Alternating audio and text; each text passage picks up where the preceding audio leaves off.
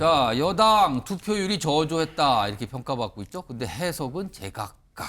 아, 이거 저조한 거 뭐 때문입니다. 이거 그리고요. 이거 누구한테 유리할 것 같은데요. 이거 해석들이 막 여기저기 나와요, 지금요. 자, 우선 각 후보들이 투표율과 관련돼서 좀 한 말들이 최근에 있었어요. 오늘도 있었고 그 앞서도 있었고요. 좀 들어보겠습니다. 저를 찍으시던 다른 후보를 찍으시던 좋습니다. 그 대신 우리 국민의힘이 얼마나 변화하기를 열망하는지를 깜짝 놀랄만한 투표율로 보여주십시오. 다른 분들께도 혹시 저를 찍고 싶지 않은 분들께도 투표해달라고 얘기해 주십시오. 저는 한동훈 후보가 65%막 이렇게 얘기를 하고 굉장히 본인들 새로운 바람이 불었다 했는데 결국 투표율이 낮은 거는 바람은 없었다라는 걸 보여주는 거거든요. 많은 당원들께서 이건 아니네 하는 여러 가지 섭섭함들을 발견하신 것 같아요. 그리고 이제는 좀 한동훈 후보한테 맡기면 좀 불안하겠네. 당의 뿌리가 약한 그런 인기와 팬덤 현상이 우리 당을 지금 많이 지배하고 있었는데요. 그게 막상 당원들의 표와는 거리가 있는 거다라는 그런 결과라고 봅니다. 이 후보자분들의 이제 도관 없는 네거티브, 공방, 설전, 또 지지자분들의 이제 몸싸움, 막 욕박전도 있지 않았습니까? 좀 사실상 유례 없는 이제 네거티브 공방의 불성찬한 모습 등에 이제 당원들이 실망을 많이 하지 않았나. 그래서 투표율이 낮지 않나 이런 생각이 듭니다. 자, 오늘로 국민의힘 당원들의 투표가 다 끝납니다. 근데 투표율이 예상보다 좀 낮은 거 아니냐는 얘기가 나와요. 화면으로 좀 투표율 정리 좀 해봤습니다. 아직 오늘이 4일차인데 마감이 안 됐어요, 아직요. 근데 1일차 보시면요. 이거 비교해서 보세요. 빨간 글씨로 된 게 이번 전당대회고요. 지난 작년 3월에 있었어. 3월 초에 전당대회에 있어서 당시에는 김기현 대표가 선출됐던 그 전당대회잖아요. 그때하고 투표율 비교하면 1일차 차이 나죠? 그리고 2일차 벌어집니다, 차이가. 3일차 역시 낮아요, 지금요. 그리고 4일차. 최종적으로 작년 3월에는요, 55.1%였어요. 그럼 이번에는 어느 정도? 지금 정치권에서는 50% 넘기는 어려울 것 같은데요. 분위기 보니까. 이렇게 된단 말이에요. 4일차 대충 예상이 된단 말이에요, 지금요. 낮아요, 아무튼. 1년 전, 지난해 3월 전당대회보다 지금 낮은 수치가 나왔거든요. 이걸 가지고 앞서 영상에서 보셨지만 후보들이 여러 가지 얘기들을 하고 있는 거고 각 캠프에서는 또 여러 가지 또 해석들을 내놓고 있어요. 투표율이 낮은 이유, 누구한테 유리하다 이건데 자, 이 얘기 좀 해보죠.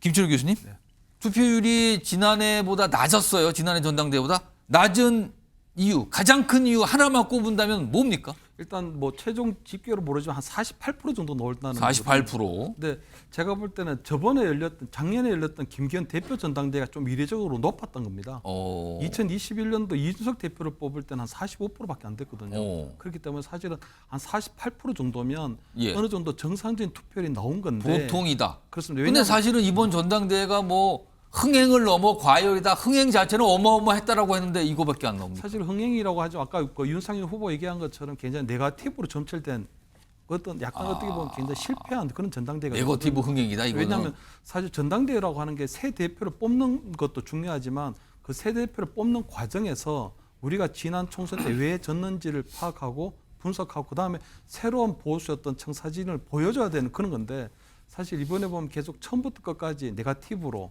그리고 마지막에는 한동훈 후보의 어떤 공소 취소 어떤 그런 반응까지 나왔기 때문에 그런 여러 가지 것들이 결국 당원들이 굉장히 실망감을 주지 않았나 그런 생각이 들고요. 사실 작년에 그 김기현 대표 때 보면 새 정부에 들어왔고 또 그때는 또 총선이라는 공천을 앞두고 있는 상황이기 때문에 이례적으로 굉장히 조직력이 동원된 그런 투표율이 높았다고 보고요. 지금 같은 경우는 한 48% 정도면 보통 국민의힘에서 나올 수 있는 그 정도의 투표율은 나왔다. 저는 이렇게 보입니다. 근데 앞서서 높으면 60% 이상도 가고 그럴 수도 있다는 전망이 있었는데 지금 일단 그거보다 낮아요. 지금 이렇게 나온 투표율 누구에게 유리한 겁니까? 일단은 이번에 같은 경우에는 지난번 김기현 대표가 뽑힐 때 보면 나경원 후보가 출마하면 안 된다는 연판장도 돌았고요. 사실은 영남 의원권들 중심으로 해서 오다가 내려갔다는 거거든요. 어느 후보를 좀 찍어라. 예. 이런 게 있었다는데 이번에 같은 경우에는 전혀 그런 게 없었다는 겁니다. 이번에는. 그러니까 사실은 당원들이 보면 당협위원장으로부터 누구를 찍으라 하는 그런 의견이 없이 가장 자유로운 상태에서 투표가 된 상태이기 때문에 예. 저는 뭐 지금 당장은 보면 당원들이 볼 때 지금 총선에서 지고 난 다음에 새로운 대표를 통해서 좀 새로운 모습을 보이는 과정에서는 아무래도 의대한이라고 하는 한동훈 대세로 계속 좀 유지되고 있지 않을까.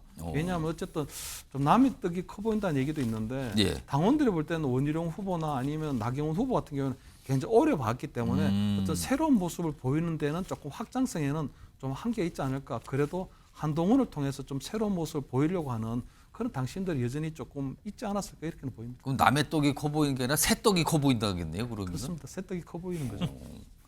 정기란 교수님, 투교제요. 투표율이 낮은 가장 큰 이유 하나. 그리고 이 투표율로 봤을 때 누가 더 유리해지는 건가 이겁니다. 한마디로 얘기하면 당원들의 어떤 절망적 실망감. 저 이게 가장 크다. 절망적 실망감이 실망으로 표현하기는 어려울 정도로 뭐 엄청나다. 굉장히 뭐가 강조된 건데 절망적 자, 실망감. 보십시오. 지금 이 보수 세력의 당원들은요. 지난 대선 당시에 이 지금의 야당 이재명 대표의 0.73% 포인트의 예. 그 탈락. 대선 후보에서 패배. 진짜 패배. 예. 여기서 얼마나 절망했습니까? 어. 자, 그 당시에요. TV도 안 보고요. 신문도 안 봅니다. 지지자들은 그만큼 그 힘들어했습니다. 자, 마찬가지로 이번 총선을 통해서 보수 세력은 완전히 괴멸적 참패를 당했습니다. 지금 보수 세력이 어디로 가야 될지 모르고 있는 거예요, 지지자들이. 예. 그런 속에서 열린 전당대회입니다. 그러면 보수 세력이 앞으로 어떻게 가야 될 것인지 그 향배, 이를 들면 보수의 쇄신, 혁신을 놓고 어떻게 보면 갑론을박하고 당의 방향성을 놓고 싸우는 전당대회가 되었어야 됩니다. 예. 그럼에도 불구하고 이번 전당대회 보이는 모습은 뭐였습니까? 4명의 후보가 사실 이전 투국, 소위 집단 난투국을 방불케 하는 소위 막장 전당대회를 방불케 했습니다. 이런 속에서 당원들이 가지는 이 실망감, 또 이 네거티브 공방에 대한 어떤 그 질려버린 질색, 뭐 이런 어떤 감정들이 그대로 저는 낮은 투표율로 반영되고 있다라고 생각되어지고요. 자, 그러면 낮은 투표율이 과연 어대한이라고 하는 이른바 전체적인 흐름을 좌초시킬 수 있을 것인가? 예. 내일 투표가 끝나지 않고 28일까지 갈 것인가? 예. 저는 그럼에도 불구하고 어대한이라고 하는 큰 흐름을 뒤집기에는 좀 어려워 보인다. 그렇게 본다면 결국은 한동훈 후보가 가장 유리한 속에서 선거를 치르게 될 가능성이 높아 보인다. 자, 그러면 그걸로 이 당의 문제는 해결되느냐? 저는 곧 한동훈 대표의 당선이 곧 다시 한번 윤석열 정권의 어떤 분열과 또 내부 갈등을 점화시키는 내관으로 작동할 가능성이 크다는 점에서 첩첩산중의 전당대회다라고 밖에 설명할 수 없겠습니다. 당초에 한동훈 후보 캠프에서는 이번 전당대회 당원들 투표율이 한 65% 정도는 되지 않을까요? 이렇게 얘기들을 해왔습니다. 근데 지금 봐서는 아무리 봐도 오늘 결과가 마감이 되더라도 그 정도까지는 못 갈 것 같거든요. 자, 이와 관련된 얘기가 좀 있습니다. 들어보시죠. 저희가 65% 투표율을 목표로 한다고 했는데 이건 상당히 높게 잡았었던 거고 예. 투표율이 뭐 다소 낮아진다고 하더라도 저희가 내부적으로 갖고 있던 뭐 여론조사라든가 아니면 그동안 나와 있던 여론조사 이런 것들을 봤을 때 패스트트랙 논란 이후에 일부 당원들이 좀 고개를 갸웃하는 부분도 있었겠지만 그것이 대세를 바꿀 만한 수준은 아니라고 생각하고 있습니다. 지금 일단 뭐 한동훈 후보 측에서 계속해서 주장했던 것이 65% 이상이 넘어가면 1차에서 끝난다라고 했었고 네. 예, 높은 지지율이 나올수록 한동훈 후보에게 유리하다라고 했었는데 한동훈 후보 측 캠프와 주장과 지금 반대되는 일들이 벌어지고 있으니까요. 아무래도 한동훈 후보 측의 기존보다는 좀 불리한 형국이 아닐까 생각됩니다. 자, 김지호 전 민주당 부대변인. 그러니까요. 이 결과가 내일 전당대회인데 내일 뉴스와이드 이 시간에 국민의힘의 새 당대표는 누굽니다라고 소개할 수 있겠습니까? 아니면은 내일 결정이 못 나서 28일 결선 투표까지 가는 일이 있겠습니까? 저는 내일 결정될 거라고 확신하고요. 확신을 하십니까? 네, 그럼요. 이게 왜냐하면은 뭔가 좀 엎치락 뒤치락 하면은 투표 자체가 올라갑니다. 근데 지금 투표 자체가 낮다는 것은 예. 일부 실망한 그다음에 어차피 뒤집어지지 않는다. 이런 실망했기 때문에 투표율이 낮은 것이고요. 원래 정당의 전당대회는 굉장히 축제, 뭐 노선 투쟁의 장, 당 운영을 위한 토론이 진행되면서 굉장히 좀 시끌벅적하고 재밌게 운영이 그렇죠. 되는데 지금은 이거 뭐 서로 남보다 못한 진짜 원수 대하듯이 막 폭로하고 비난하고 이러다 보니까 뭐 언론의 화제는 됐지만 사회에 무리를 일으킨 범죄 혐의자들도 언론의 화제는 됩니다. 그렇다고 다 좋은 게 아니거든요. 그래서 이번 전당대회는 사실 전당대회가 아니라 본인들끼리도 자폭대회라고 비하할 만큼 굉장히 당원들에게조차 외면당하고 있다. 그 결과 투표율이 낮고 결국은 어대안이 뭐 계속 진행될 것 같고 그러나 당 운영에 있어서 상당한 타격을 받을 것이다. 이렇게 예측하고 있습니다. 정옥진 변호사는 결선 투표로 가겠습니까? 아니면 내일로 끝나겠습니까?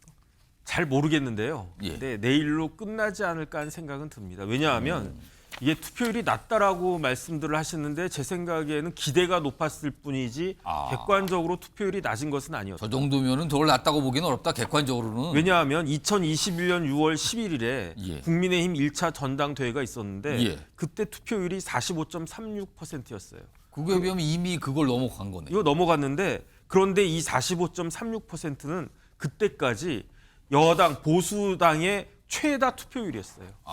그 이전에 제일 높았던 투표율이 2014년 7월에 있었던 그 전당대회였는데 그때는 31.7%였거든요. 그러니까 원래 전당대회 투표율은 그렇게 높은 게 아니었는데 예. 그런데 이제 45.36이면은 그때 굉장히 높았다. 그 이야기를 했었단 말이죠. 그런 다음에 작년에 있었던 38 전당대회는 55.10%였는데 이거는 굉장히 진짜 높았던 거고요. 그러니까 제가 봤을 때 요번에 그 투표율은 역대 두 번째 투표율이에요. 그건 제가 봤을 때 굉장히 높다라는 생각은 들고요. 예. 물론 더 높을 수 있었다. 지금 이렇게 싸우지 않고 좀 서로 간에 형님 먼저 아우 먼저 이런 식으로 좋은 모습을 보여줬으면 55% 이상을 깰 수도 있지 않았을까 싶었는데 예. 너무 뭐 이것저것 뭐 문자부터 해가지고 난장판이었으니까 투표율이 이 정도로 머문 거 아닌가 그런 생각이 들고요. 득표율 봤을 때 예. 지난번에 38 전당대회 때는 여론조사가 안 들어갔었습니다. 그래서 김기현 후보가 52.93%로 당선이 됐는데 예. 1차 전당대회 때는 여론조사가 들어갔었잖아요. 그렇습니다. 그때 이준석 후보가 당원들한테 몇 프로 얻었냐면 예. 37.41% 얻었거든요. 그런데 여론조사에서 58.76% 얻어가지고 43.81%로 나경원 후보를 이겼는데 예. 나경원 후보가 당원들한테는 41% 얻었었어요. 그러니까 당원들한테는 오히려 졌다가 그래서 거기에 비추어 봤을 때 그 3년 전에 이준석 후보보다 한동훈 후보가 10%씩은 더 얻지 않을까 저는 그런 생각이 들거든요. 그러니까 당원들한테도 최소한 뭐 50%는 얻을 것 같은데 50%가 안 된다고 하더라도 최소한 한 45%는 얻을 수 있지 않을까. 아무리 낮게 잡아도. 예. 그다음에 여론조사 해도 58%보다는 더 얻지 않을까. 한 65% 정도 얻지 않을까. 합치면은 제 생각에 50%는 뭐 간신히 넘을지는 모르겠지만 넘을 것 같다는 생각이 드는데 뭐 내일 한번 지켜보시죠. 뭐. 잘 모르겠다고 하시면서 아주 구체적인 숫자를 들어가면서 전망을 해주셨어요. 막 몇 %, 여론조사 몇 %, 막 이런 전망을 자세히 해주셨습니다. 내일 이 시간쯤이면 뭐 이미 다 결과가 나와서 뭐 한참 소개를 하고 있을 것 같네요. 이런 가운데 사실은 당내 특히 친윤을 중심으로 한동훈 후보를 비토하는 또는 뭔가 거리를 두는 듯한 모습. 이거 어제도 있었어요. 어제 후보들의 모습이 있는데 화면을 좀 정리해 보겠습니다. 특히 주목받고 있는 두 후보죠. 우선 한동훈 후보 어제 지난 20일입니다. 울산 지역 방문했어요. 울산. 그런데 여기에 울산하면 누굽니까? 김기현 전 대표잖아요. 김기현 전 대표가 거기서 뭐 다선 의원을 하고 있는 이곳이잖아요. 김기현 전 대표하고 박성민 의원은 친윤으로 꼽히신 분이잖아요. 이 행사에 당원을 만나는 자리에 이 두 의원이 불참했습니다. 한동훈 후보 얼굴 안 본 거예요, 거기서? 일단 이거부터. 김철호 교수님. 네. 친윤인 박성민 의원, 전직 당대표인 김기현 의원. 뭐 김기현 의원을 친윤이라고 보시는 분도 있고 뭐 좀 다르게 보시는 분도 있지만 아무튼 이 두 의원의 모습이 없었던 겁니다. 이거 무슨 의미입니까? 일단 뭐 개인적 일정을 이유로 참석 안 했을 수도 있지만 그냥 제가 볼 때 한동훈 후보를 지지하지 않는다는 그걸 보여주고 싶었다? 공개적으로. 네. 그렇기 때문에 아무래도 김기현 의원이나 아니면은 박성민 의원 같은 경우는 대표적인 친윤, 뭐 김기현 뭐 전 대표 같은 경우는 사실 신윤에는 속하는 분이거든요. 신윤. 예, 그렇기 때문에 아마 저런 분들이 공개적으로 한동훈 후보하고 그렇게 가지 않는다는 건 아마 울산 지역 당원들이나 울산 지역에 있는 다른 의원들에게도 공개적으로 비춰지는 부분들이 그럼 분명히 저렇게 있을 거예요. 어제 참석하지 모습을 그러니까 만나지 않은 것은 홍준표 대구시장 또는 이철우 지사, 경북지사의 그 김태흠. 면담 거부였잖아요. 사실. 맞습니다. 그거하고 같은 맥락입니까? 같은 맥락이라고 봐야 되고요. 지금 공개적으로 하여튼 한동훈 후보가 당대표는 안 돼야 된다는 것을 명시적으로 보여주고 있는 부분이고 저는 저렇게 좀 비한 세력들이 계속적으로 모이고 있는 상황, 특히 세력화가 되고 있는 상황은 굉장히 우려스러운 게 만약에 한동훈 후보가 당대표가 된다면 그 비한 세력들이 계속적으로 당의 비주류로 남아 있는 건지 아니면 윤석열 대통령과의 관계 속에서 주류로 남아 있는 건지 계속적으로 그러니까 한동훈 후보가 당대표가 되면 그 부분이 다 주류가 돼야 되는데 저분들은 비한으로서 윤석열 대통령과 함께 한다면 누가 주류 비주류인지가 굉장히 궁금해지면서 아마 한동훈 대표가 된다면 그 이후에도 계속적으로 당내 어떤 헤게모니 전쟁이 계속적으로 벌어질 가능성이 높거든요. 그래서 어떻게 보면 민주당 같은 경우는 지금 전당대회를 통해서 오히려 뭐 이재명 대표를 중심으로 모이고 있는 상황인데 국민의힘은 지금 전당대회를 하는 과정에서도 분열이 일어나고 있고 전대 이후에도 핵분열이 계속적으로 일어날 가능성이 있다. 그런 점이 굉장히 우려스럽다. 이런 말씀 드립니다. 추가 질문 드리면 만약에 한동훈 후보가 당대표가 됐다는 가정을 해보겠습니다. 근데 지금 굉장히 친윤과 불편한 관계 그리고 윤석열 대통령과 그리고 대통령실과도 굉장히 불편한 관계라고 정치권 다 보고 있잖아요. 지금요. 혹시 친윤 중심으로 한동훈 대표가 됐다 가정하면 한동훈 대표를 축출할 가능성 이거 어떻게 봐야 됩니까? 그 김옥균 프로젝트를 얘기하시는 것 같은데 그것은 사실 불가능하고요. 왜냐하면 당원들이 어쨌든 민주적으로 뽑은 대표이기 때문에 만약 한동훈 후보가 당대표가 된다면 그러한 것들은 사실 쿠데타에 비슷한 거잖아요. 그렇기 때문에 안 되는데 저는 일단 대통령실의 어떤 반응이 달라질 거라 보이거든요. 그럼 저번에 김기현 대표가 뽑혔을 때는 한 이틀 3일 만에 대통령이 신임 지도부를 대통령실로 초청해서 오찬 만찬을 했는데 그럼 이번에도 마찬가지로 그럼 한동훈 후보 언제 만날 거냐. 그럼 대통령실에서 한동훈 대표 체제를 인정할 거냐 이런 부분들이 있고요. 두 번째는 지금 뭐 이 박성민 의원이나 친윤 의원들하고 홍준표 대구시장이 계속적으로 지금 한동훈 후보에 대한 독서를 계속적으로 하고 있거든요. 그래서 그럼 광익단체장들 그러니까 한동훈 후보를 당대표가 돼서는 안 된다고 했던 분들은 계속적으로 그럼 한동훈 대표 체제를 부정하게 될 텐데 그런 부분들이 계속적으로 한동훈 아마 대표가 된다면 그 위에도 통합의 어떤 메시지를 내고 통합하는 행보를 하겠지만 그런 부분들은 계속적으로 아마 굉장히 조금 어려운 그런 정치적 부담이 될 것이다 이렇게 보입니다. 그러니까 앞서서 정치권에서 이른바 김옥균 프로젝트 3일 천하로 끝난다 이런 얘기 그리고 또 연말을 과연 한동훈 대표가 되더라도 그 체제가 연말 넘길 것이냐 이런 얘기 아직도 나오고 있거든요. 자 이런 상황에서요 지금 속보가 하나 들어왔습니다. 투표율 관련된 속보네요. 아까 전망을 해봤었는데 국민의힘 전당대회 최종 투표율 나왔습니다. 48.51%. 아까 패널분들이 전망했던 내용과 거의 흡사하네요. 48% 정도 됐고요. 지난해 있었던 3월 전당대회보다 6.6%포인트 낮다. 그러니까 지난해 전당대회보다는 낮고 그 앞서서 전당대회보다는 높고 48.51%. 전체적으로 뭐 오늘 나왔던 전망하고 흡사한 숫자가 나왔습니다. 50%는 못 넘었네요. 역시. 48.51% 나왔다는 속보 전해드렸습니다. 갑자기 속보 들어와서 지금 투표율 얘기인데 뭐 투표율 얘기는 아까 충분히 많이 하셨던 것 같고요. 아까 봤던 화면 다시 한번 불러오죠. 거기에 나경원 후보 얘기도 좀 있어요. 여기 보면 나경원 후보가 오늘 서울 여의도에서 패스트트랙 재판에 연루됐던 전현직 의원들과 만찬을 한답니다. 6시 정도가 지금 만나고 있을 것 같은데요, 아마. 근데 여기에 참석하는 분들 보니까 이철규 의원, 뭐 이만희, 송원석, 뭐 이렇게 정치인들의 이름 있잖아요. 특히 김지호 전 부대변인, 친윤으로 꼽히는 이철규 의원과 윤한홍 의원이 참석을 한답니다. 친윤으로 꼽히는 분. 지금 굉장히 묘한 상황인데 오늘 만찬을 같이 한다는 거예요. 이거 어떻게 봐야 됩니까? 그 한동훈 후보에 대해서 친윤계가 계속 공격을 했고 원희룡 후보가 주도해가지고 많은 공격을 했는데 사실은 나경원 후보와의 그 공소 취소 청탁을 한동훈 후보가 터뜨리면서 예. 나경원 의원까지 그런 그 공격 대열에 좀 합류시킨 게 아닌가 이렇게 보고요.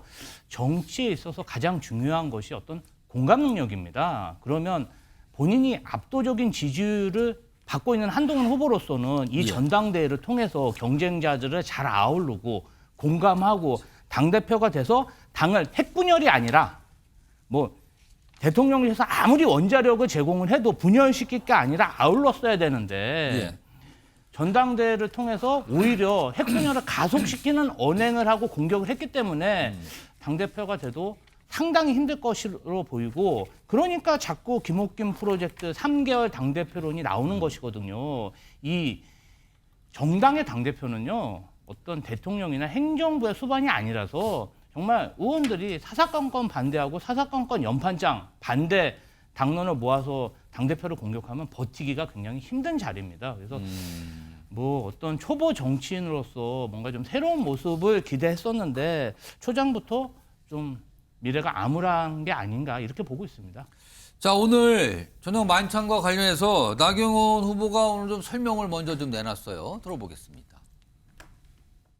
오늘 또 전현직 의원 패스트트랙 동지분들을 모여서 만찬회동을 가지신다면서요. 그냥 오늘 다들 마음도 그래서 예. 밥 한 끼 같이 나눠서 먹기로 했습니다. 그래도 전당대회를 하루 앞둔 시점에서 모이는 이유가 있을 것 같은데요. 뭐 그냥 모인다는 것으로 해석해 주십시오. 정기환 교수님께 짧게 그냥 모이는 건가요? 단순히 그냥? 아니면 뭐 의미별 좀 할 만한 자리인가요? 아니 뭐 어쨌든 그 나경원 그 후보에게는 지금 두 가지가 이제 목표로 돼 있지 않습니까? 하나는 지난 그 패스트트랙 공소와 관련해서 예. 원내대표 시절 제대로 한 역할이 없다라는 또 반론도 있거든요. 거기에 대한 여론을 좀 다독일 필요가 있는 것이고 두 번째는 마지막 막판까지도 친윤 그룹의 조직적 지원을 등에 업고 한번 한동훈 후보와의 경쟁에서 결선투표까지 끌고 가겠다. 그래서 조직에 기대는 하나의 어떤 그 투항, 친윤 그룹의 투항으로 저는 보는 정치적 의미도 있어 보입니다. 알겠습니다. 아까도 말씀드렸지만 내일 이 시간이면 어떤 결과를 좀 시청자 여러분께 전해드리고 있을 것 같습니다. 자, 다음 주제는요. 지금 민주당도 뭐 당대표 후보들 간의 경쟁이 있긴 하죠. 근데 이 경쟁의 강도는 사실은 뭐 여당에 뭐 비할 뻔한 그 상황은 아닌데 뭐 오늘도 어제 밤부터 오늘 사이에 좀 약간 귀를 잡는 어떤 얘기들이 나왔습니다. 그 주제를 좀 가보죠.